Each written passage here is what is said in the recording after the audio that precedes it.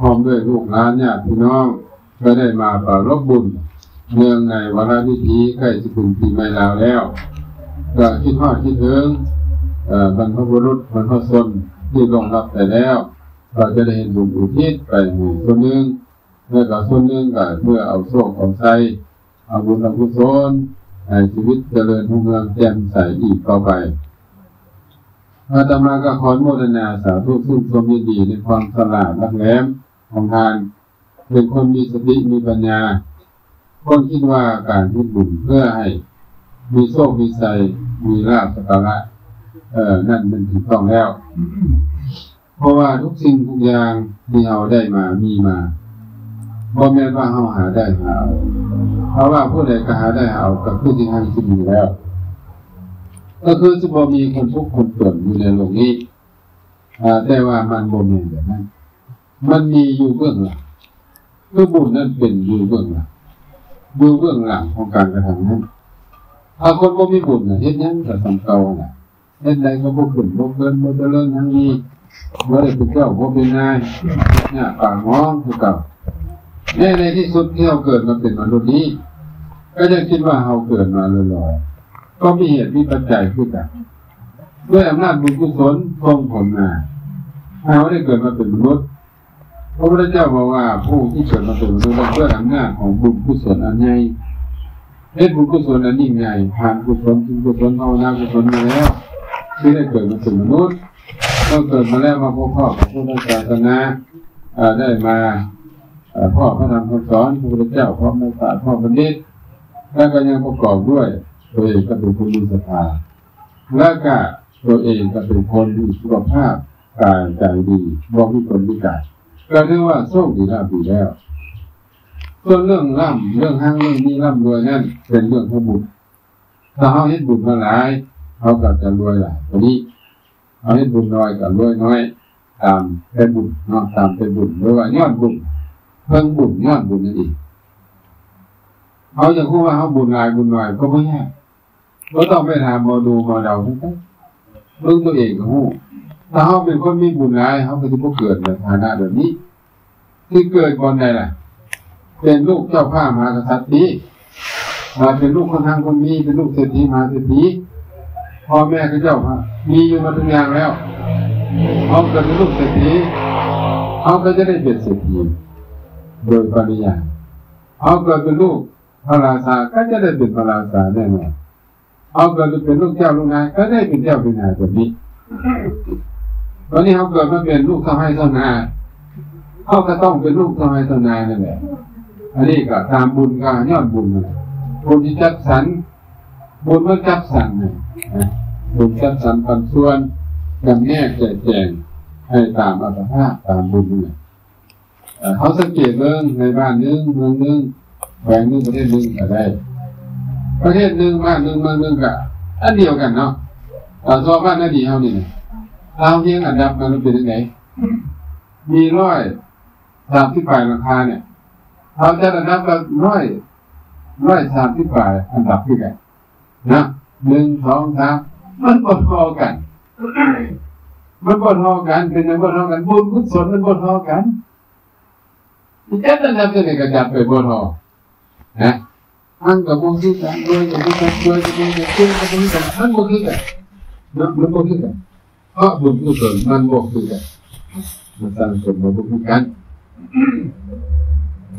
พระพุทธเจ้าได้ตรัสว่าสิริโภคานะมาประโยชน์บุญกุศลเป็นบ่อเกิดของสัตว์บุญกุศลเป็นบ่อเกิดของสัตว์นะบ่แม่นว่าเฮาเฮ็ดได้เฮ็ดเอาเด้บุญกุศลเป็นบ่อเกิดเฮามีบุญหลายเท่าใดนะก็จะมีทรัพย์ได้เท่านั้นมีบุญกุศล100ก็มีทรัพย์100มีบุญกุศล1,000ก็มีทรัพย์1,000บุญกุศลล้านโกรธก็แล้วแต่เนาะอันนี้ก็แล้วแต่บุญมันเป็นบ่อเกิดฉะนั้นถ้าผู้ใดมีบุญหลายทรัพย์สมบัติก็จะเป็นอยู่ในบุญนั้นหลายนะบางคนว่าเฮานี่คือบ่มีเงินเนาะแล้วมีก็บ่อยู่เป็นจังได๋พูดได้เลยว่าบ่มีบ่อสักบ่มีสิริเนี่ยเคยได้ยินบอกคำว่าสิริโอ้สิริก็คือสี ความงามนั่นเองหรือว่าบุญกุศลนั่นเองโอ้คนที่มีสีสันวรรณะดีเนาะหน้าตาเนาะหน้าตามีสิริหน้าตาคือเป็นคนทางคนมีเลยมันเป็นออกมาเนาะคนมีบุญมันก็จะรอถึงรอมาอำนาจบุญจะรอมาเลยเป็นคนสร้างจบสร้างงานสร้างเบื้องลายมือกับมึงเนี่ยเดี๋ยวเอาลายมือไปเดี๋ยวเบิ่งคนทางคนนี้เนี่ยโอ้ลายมือมีเส้นวาสนาตรงนี้เด็กดวงเศรษฐีขึ้นก็มองเลยเนาะคนพวกคนยากไปเบิ่งโอ้เส้นแตกลายๆเป็นลบๆเลื่อนๆมันจะหั่งจะมี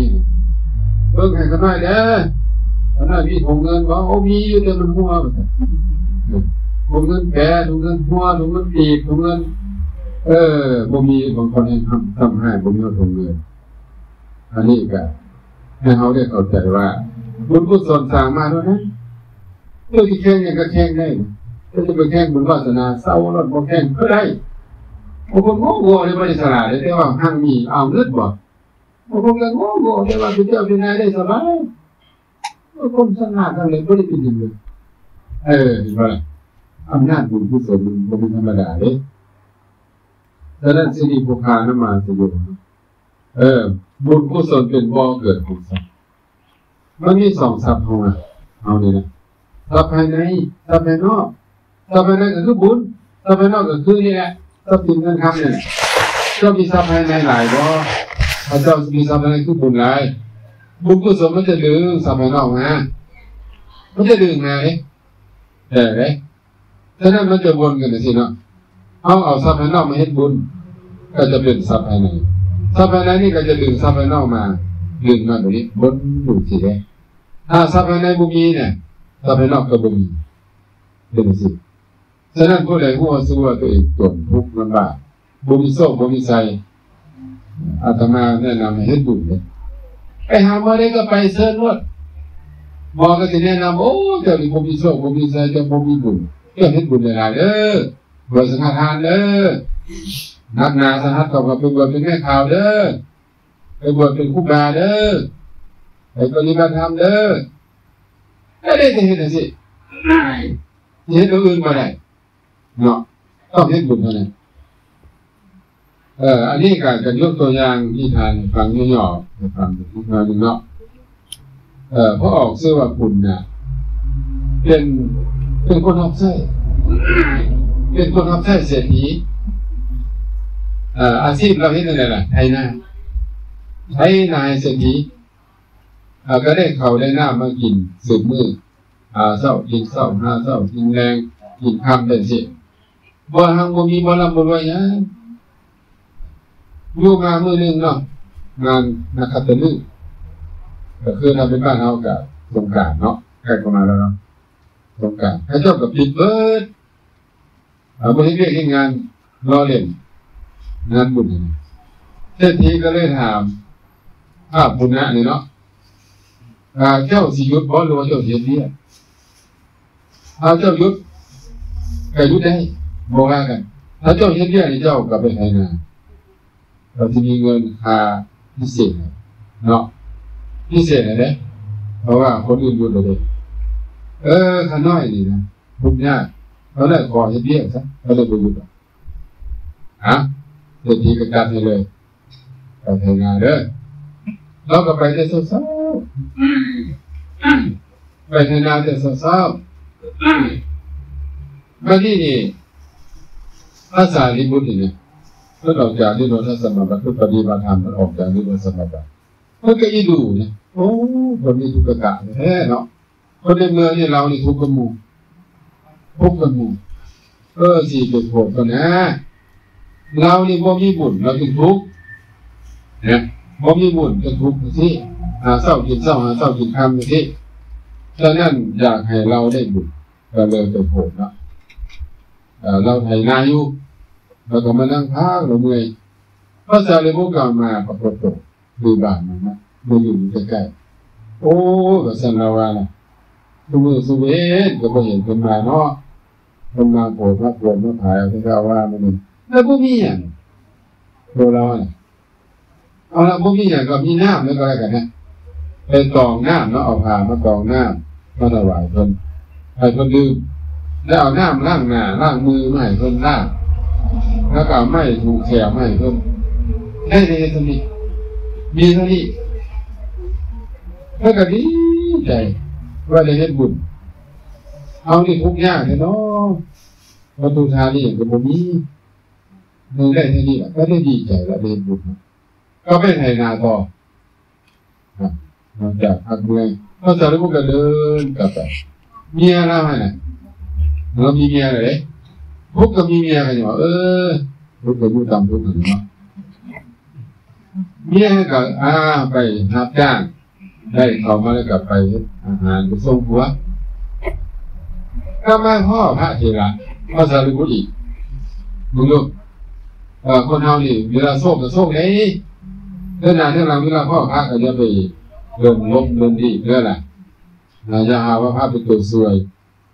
ไปพูดไปเขาถามมันคือพวกพ่อเขาออกเขาตนพวกพ่อผู้พ่อคนเป็นยังไงพ่อจะเล่าสุขพ่อคงเขาก็หาก็เข้าใจเขาโม่ใหญ่พ่อแต่พ่อเขาแล้วมันสวยหากินไม่ได้หากินไม่ติดบ้าพ่อพาเราว่าสวยเลยนะตัวบุญตัวพานี่มันตัวบาปแต่ว่าเราสู่สมบูรณ์หรือเราสู่ไงว่าดีร่มดีเวลาทำชอบทำนั่งกับว่าดีร่มดีร่มให้เงินพอเสื่อมไม่เสื่อมถูกใจแห้ง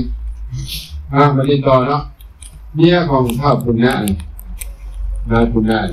ให้เห็นภาษาเรื่องพวกกับเราสัตว์ส่งดีลาบดีเลยนี่นะดูมือสวรรค์กับพ่อกับเพื่อนี่มันตั้งลงโตแล้วนี่วัตถุทานกับมีผู้รับทานกับมีศรัทธากับมีเอาละนี่ตัดสินใจเอาเข้าครัวเขานี่แหละทานให้หมดเลยก็เลยขอนิมนต์ขน้อยขอให้บุญพระสารีบุตรเอาบาตรออกมาเนาะน้ำนี่เทใส่หมดเลยอาหารการกินทุกอย่างเทใช่ไหมแล้วก็ปรารถนาว่าคุณจะว่าความทุกข์ความยากจะได้พ่อจะได้พบอีกเลยทำไมด้วยเริ่มมันทุกข์ซะพระสารีบุตรให้พรดีเอวังโหตุเตระความปรารถนาที่ท่านปรารถนาแล้วตรงสำเร็จทุกประการเถิดให้พรอย่างที่มึงย่อๆแล้วได้ใจความดูสาธุดีใจแล้วที่อาหารที่อาจารย์ถวายผัวบนแหละไปเฮ็ดอาหารไหมเนาะสวยเลยเห็นบ่อะไรก็จะเห็นแล้วก็สวยก็คิดอยู่เนาะอยู่ในใจว่าผัวจะบ่ให้บ่จะบ่ตีจะบ่เนาะว่าในเด็กก็ว่าละเรื่องเด็กก็เป็นไปให้เห็นบุญก็แล้วกันไปก็นี่ผัวเนี่ยนั่ง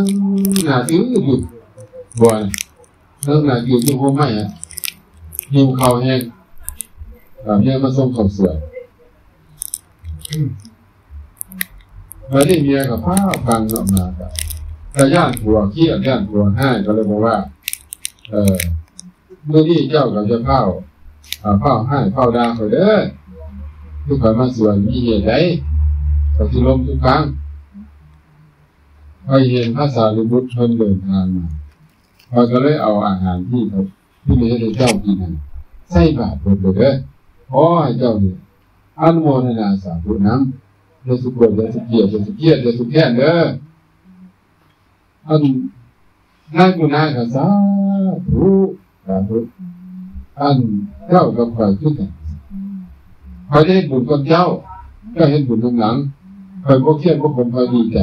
มื่อนี้ใครนะก็ได้ถวายน้ำดื่มเพิ่นถวายน้ำล้างหน้าถวายน้ำล้างมือล้างตีนเพิ่นถวายแม่สีเขียวเพิ่นก็คือสีเขียวไม่เห็นเนาะมันไม่ได้กินอาหารมันยังด้วยที่กันแค่ว่าเป็นบุญกุศลที่กันได้ถวายนั้นก็ได้เบิดบ่แม่นว่าบ่ได้แล้วนั่นเฮานี่นะได้มีโอกาสที่บุญก็โชคดีเนี่ยควรกันมันดีควรก็ได้คนเป็นคนเรื่องยันห้าอยู่อันนี้บ่ห้าเลยพอแก้วเนี่ยแหวนที่เจ้าบ่ห้าก็ได้เห็นบุญร่วมกันบ่คันบ่แย่งกันมีอย่างก็เอามากินนะเนี่ยก็เอาอาหารมาส่งแล้วก็แต่ทั้งคนทั้งเมียเขาเมื่อยแห้งแล้วเขาจะนอนแล้วบัวก็มานอนผมไม่มีห้องนอนเอาขาเมียกายหัว เอาเห็นหมอนเอาเจ้านางอีกนะเจ้านางอีกเป็นแม่นี้ไปมุนออกมุนมาได้ก็เลยน้องเงยกันแล้วผู้บริเนี่ยกันแล้วนอนนับได้เงินหมื่นนอนตื่นได้เงินแสนไม่ดีเลยไปเลยเขาอวยพรกันนะนอนนับจะได้เงินพันนอนพันเนี่ยจะได้เงินหมื่นนอนตื่นเนี่ยจะได้เงินแสนแสนนึงให้ได้เจ้าแก้วให้เจ้าได้แก้วไม่ได้โซ่หน้าที่มาบ้านมาหน้าที่มาเพียรว่าวันนี้นะเขาอวยพรกันนะไม่ได้ผู้เป็นผัวเนาะนอนโอ้เดินขึ้นมาบ่ายคุณเว้ยเราเพียอะไรเราไถนาบอกเล่นๆเลยไถนาเว้ยเดินขึ้นมาเราขึ้นกับเมียเราขึ้นขึ้นมามุนตาก็เริ่มเหลื่อมมาเนี่ยเหลื่อมยามมันเหี่ยงเนาะมันตาลายไปแล้วนี่แบบปุ๊บเมียกันมามันดูลุกมันเหี่ยงมันก็คงนาเนี่ยมันก็เหลื่อมแท้เมียก็โอ้เขาก็เบิ่งไม่ได้กันเหลื่อมตาซะเจ้าไปเบิ่งจะเอาไปจับมาเบิ่งมันเป็นอย่างกันแน่เลยผู้เป็นเมียก็ไปงมออกมาเบิ่งมันขึ้นเรื่องวะเรื่องแดงๆที่เลยพูดมันเป็นคำว่าแบบนั้นมันคำมันก็มีเนาะมันคำเนาะหรือว่าเป็นน้ำบุญกุศลที่เราเห็นมันเศร้าหรือว่าให้คน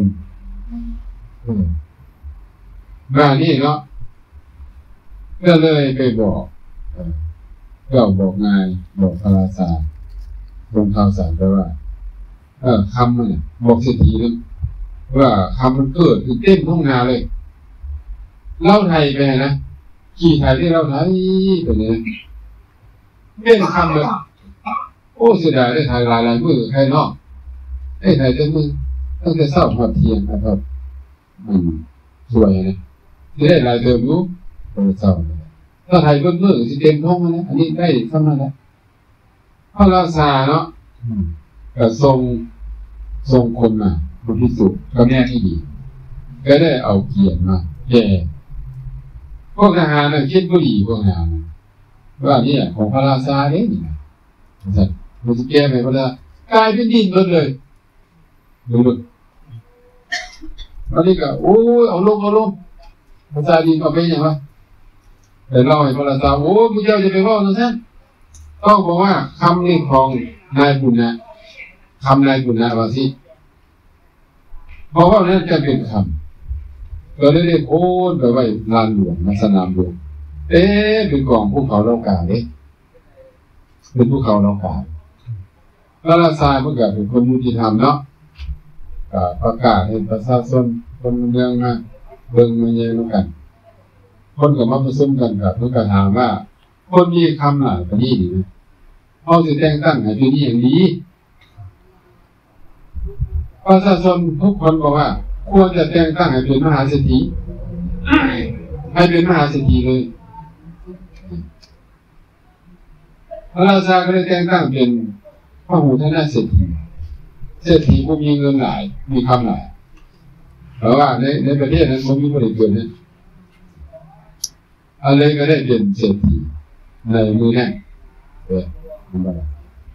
บัดนี้คนที่มันบุญมันเกิดเลยบุญมันเกิดแล้วเป็นไงล่ะมันก็มีโซ่เนาะเฮ็ดบุญเลยก็มีโซ่สั้นเดียวก็พอเลยต้องหลายสั้นเลยเวลาบุญมาเวลาบุญให้ผมก็ให้คนที่ทำแล้วนี่พระราชาบอกว่าโอ้ไปหาหมองเงินของเราลูกบริเงินที่ทานให้เราลูกพอไปซอกเนาะไปซอกปลาแห่งหนึ่งตอนแห่งหนึ่งให้เราไปอยู่เลยจะเทเงินให้เราก็ไปพ่อคุมเงินคุมคำอีกเป็นเดียระดับอยู่เลยโอ้จะเป็นโศกอะไรโศกสั้นที่นึงเนาะได้เห็นบุญเนี่ยนะตอนที่นึงเราได้เห็นบุญแล้วกับเมียเราก็ได้เห็นบุญเนาะโศกต่อมาขี้ไทยกลายเป็นคำขี้ไทยคำเกิดขึ้นว่าทำเป็นใครเขาจะตั้งซื้อสิหรอเศรษฐีขี้ไทยคำปฏิบัติสิไทยเนาะเศรษฐีขี้ไทยคำว่ากันนี่เลยเพราะเราไทยคำเลยโศกต่อมาเนาะพระราชาได้แต่งตั้งให้เป็นเศรษฐีโศกต่อมามีไหนอีกโศกต่อมาก็ไปเฮ็ดเนื้อในเราเนี่ย พระซาก็เอาคนหันไปซะเอาปลาเด้ออันก็มีแต่เงินแต่คำเต็มไปคือกันที่แท้แล้วคนหันเป็นบอลบ้านเศรษฐีเก่าเขาจะออกคำไปฟังไว้ก็เลยเป็นของเราเว้ยกลายเป็นเศรษฐีขึ้นมาตอนนี้เป็นเศรษฐีแล้วเราเป็นยังไงสลองเนาะสลองนี่มันพระพุทธเจ้าพร้อมด้วยพระอริยสาวกมามีบุญตลอด7 วันและก็ได้ทะลุบำรุงพระพุทธศาสนานี้ตลอดไปนี่เราเนี่ยในที่สุดเราเป็นนั่นเอง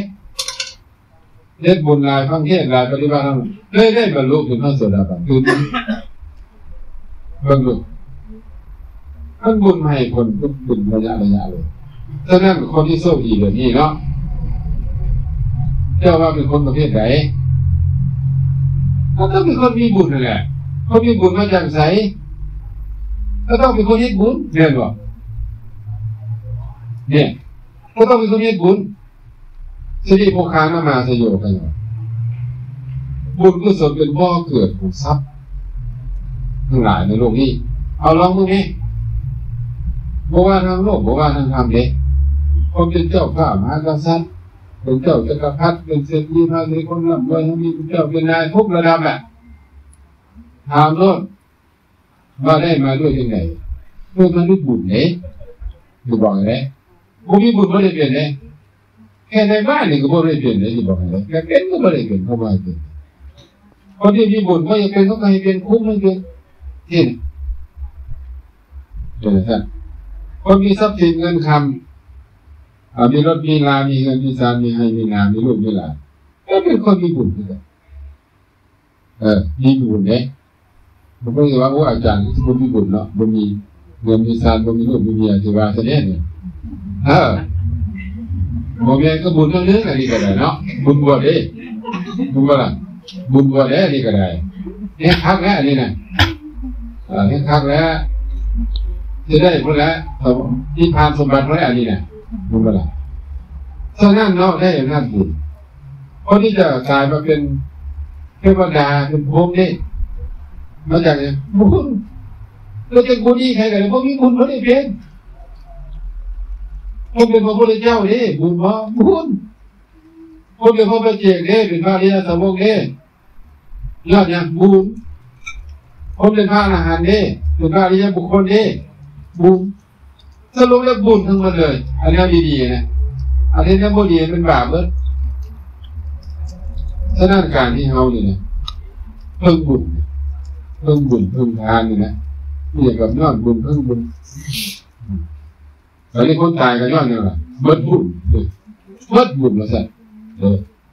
เบิดบุญแล้วก็ให้ครูบาอาจารย์ไปให้บุญมาสั่นมาเนี่ยให้จังได้ตายแล้วเห็นบ่ล่ะให้ตอนคนตายแม่ว่ายังเป็นเนาะโอ้ยมาสั่นเขาน้อยนี่บุญน้อยด้วยวาสนาพอบุญได้ท้อโอ้ยก็จะให้ทันทีเลยเนาะเอาเด้อตั้งแต่อาตมาบวชมาได้สร้างน้ำทำบุญมาตลอดขอมอบบุญเรื่องบุญทั้งหมดให้เจ้าเด้อเจ้าอนุโมทนาสาธุเอาเด้อสาธุเอาดิสิไหมตาเลยมาขอบุญก็จะไปขอที่ไหนหลังนึงตัวนี้ก็ได้บอกผมพูดเรื่องฮับสินเด้อมาทำมาคนอีกไปขอลงฮับสินเด้อประตูเด้อโอ้ยเงินแหงอันนี้แหละที่ไปฮับได้ถึงได้ยังบ่เลิกอยู่ได้บางคนเนี่ยต้องแก้ผ้าเขาอีกบ่เลิกพ่อขึ้นมากินข้าวแล้วโอ้ยเนาะมันกินยังไงก็เนาะเนี่ยว่าตายก็เนี่ยว่าตายกันเลยแล้วบ่เข้าใจกันเลยพวกเฮานี่มันบ่เข้าใจนึกแก้ผ้าเขาไปบ้างมึงนี่มากินอีกโอ้ยถ้าว่าตายแล้วนะมากินข้าวแล้วเฮาได้สิเฮ็ดบุญเฮ็ดหยังว่าก็คือพอตายเขาก็ได้เป็นมนุษย์นี่มันยากเลยลำบากเลยเนาะเป็นไงจังนะตายแล้วเขาก็ไปหากินเนาะหรือพอกสัตว์เนาะห้ามห้ามแจงนู่นนี่ก็ไปดิเขาเนี่ยเมื่อใดคักมุ่งแหม5 ดาว7 ดาวก็ไปดิวันโมไปแล้วรถเราขึ้นเครื่องบินเลยกินฟรีมันหวังโมเห็นแต่ไม่รู้โมเห็นตัวเดี๋ยวไปใส่ก็ไปแล้วมันบ่ได้เลยโมเป็นของเขามันบ่ได้เขาโมมีบุญมันบ่ได้ให้กินก็กินบ่ได้นะบอกฉะนั้นในการเบิ่งโมเบิ่งงงเบิ่งโลกเบิ่งมงโลก ฮะโอ้เอาเลยเอาตัวเป็นว่านี่คือลมแล้วกันถ้าอยากจะเทศให้พวกเขาได้ฟังเขาพูดว่าเขาบุญน้อยนะเฮ็ดยังไงดีกับเฮ็ดบุญเอาหูสึกว่าบุญทั้งสิมัดเนี่ยเฮ็ดยังไงถ้าเฮ็ดบุญซะตู้สามได้ยินบ่ตู้สามก็ได้ตู้อกตู้สามไม่ได้นะพวกที่แก่เราเนี่ยนะอยากอายุยืนบ่เนี่ยอายุยืนบ่อยากอายุยืนเฮ็ดบุญซะต่ออายุห่างนะบุญต่ออายุเนี่ยคนมีบุญหลายเป็นคนอายุยืนเฮ็ดได้อายุยืนมีสุขภาพดีก็ดีกันมาสู้เนาะคนได้ผมก็ดียินเสียงเทียบนะดีจริงๆก็พอดีจริงๆคือการพูดเรื่องพอดีก็ว่าพอได้ยินผู้ใดว่าลำคาญบนหน้าผมก็ได้ยินก็ยังแนะนำแหละผู้เฒ่าผู้แก่ไม่เคยฟังนั่งเคยหัวมาติ่งหวยลงมือได้นี่นะไม่เคยฟังนั่งเคยหัวเด้ผู้เฒ่าต้องฆ่าให้บุญเองเราความตายนี่เป็นพอทุกปัญญาเด้อมันว่าคือมันเศร้าอย่างไรตรงวันยังหาเจ้าเขาหาเจ้าออกก็ตายจะออกมาเจ้าเขาก็ตายง่ายเนาะแต่ว่าถ้ามีบุญมันก็ตายง่ายเลยมันไม่ก็บ่ตายบุญทำบุญสู้บุญอยู่บุญทรงบุญรอยอยู่อุปถัมภ์คำสูเพราะเป็นอย่างบุญทำคือเงินเนี่ยที่เพก็เอาไม่ทำไว้อายุไว้เขาเกิดกันเวลาที่เพเวลายุ่งพอดีมีมาแห้งเลยนะแต่บอกกันแน่นำไปเฮ็ดบุญเนี่ยให้ก็อายุเนาะก็อายุเฮ็ดบุญสืบชะตาก็อายุให้ก็จริงแล้วก็เปิดโอกาสให้บุญให้ผลนั่นแหละบุญมันก็ให้ผลมันบาปมันผิดมันบังไว้เอาสรุปแล้วเนาะสรุปแล้วผู้ใดอยากมีโชคมีลาภมีโชคมีลาภอยากมีความสุขอยากมีลาภยศสรรเสริญสุขอยากเป็นเจ้าเป็นนายอย่างนั้นจะมีแนะนำอย่างเดียวให้เฮ็ดบุญเท่านั้นแนะนำอย่างเดียวให้เฮ็ดบุญเลยอาตมาถึงนั่นเองเพราะว่าบุญมีซอยได้เลยซอยทันได้เลยเดี๋ยวมีความสุขบอกบุญเพื่อนเนาะทุกคนก็จะสาวจะโยการเฮ็ดบุญนำสุขมาการคนควายบุญนำสุขมา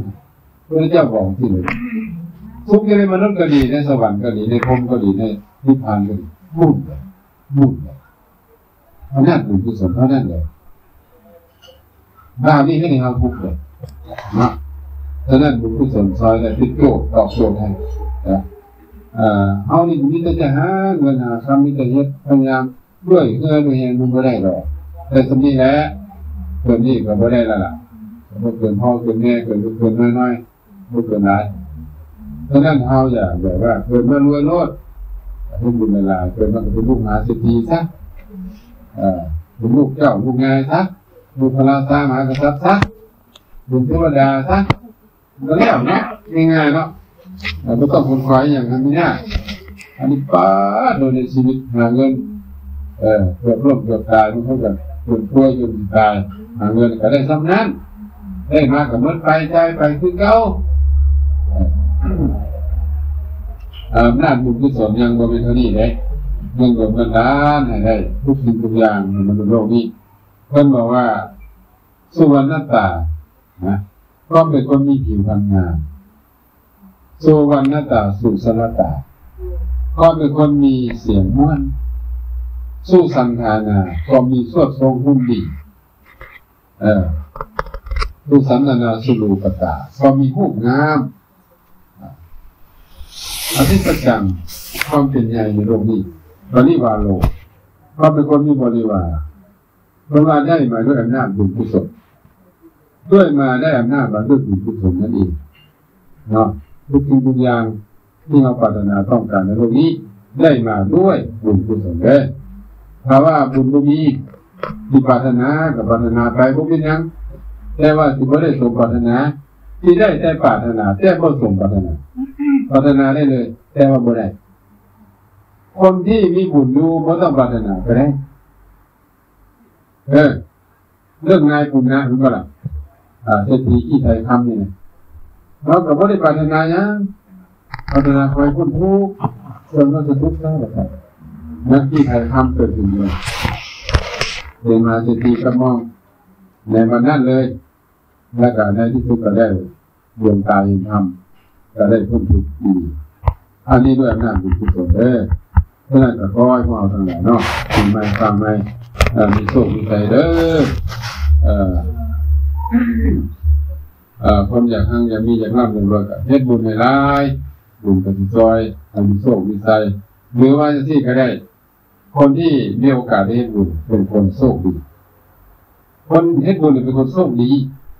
เป็นคนมีบุญบุญจะซอยท่านเองบ่ยากหรอกเราต้องเสียอกเสียใจไม่ต้องไปคิดนานคนที่บ่ได้เฮ็ดบุญเป็นคนโชคให้ดังนั้นพวกท่านทั้งหลายเกิดมาได้เฮ็ดบุญก็เป็นคนโชคดีแล้วเรื่องจะร่ำจะรวยจะหั่งจะมีก็ค่อยเป็นค่อยไปเนาะอายุดีมีแห้งพระสุขุคนดีไม่ฟ้าไม่ใกล้เข้ามาแล้วอายุโชคมีใจผาแผ่ศัตรูมุ่งงานมีสุขภาพกายดีสุขภาพใจดีบ่มีเคราะห์บ่มีเกณฑ์บ่มีเวรบ่มีภัยบ่มีอุปสรรคขัดข้องขัดขวางแค่นี้ยังก็ให้ขึ้นให้เพื่อนให้สำเร็จรุ่งเรืองได้ดีค้าขายงานมือขายได้กำไรงามเป็นรายการขายเลื่อนขันเลื่อนตำแหน่งเลื่อนเดือนเป็นให้นาก็เป็นให้มานเข้ามาน้ำลงน้ำมานปลาให้น้ำมานเข้าปรารถนาสิ่งใดต้องการสิ่งใดก็พร้อมนักบุญกุศลดวงดวงบันดาลประทานพรจัดสรรจัดแจงให้ตามที่ปรารถนาได้ต้องการเป็นคนมีโชคมีลาภเป็นคนมีอายุวันนะสุขภาระยืนยาวแล้วก็เป็นปัจจัยทั้งหลายแต่ถ้าพรอันประเสริฐก็คือมนุษย์สมบัติสวรรค์สมบัตินิพพานสมบัติมีอายุวันนะสุขภาระมีลาภยศสรรเสริญมีความสุขพัฒนาสิ่งใดต้องการสิ่งใดถ้าขอได้นุ่งคงมากกว่าทุกประการทุกผู้ทุกคน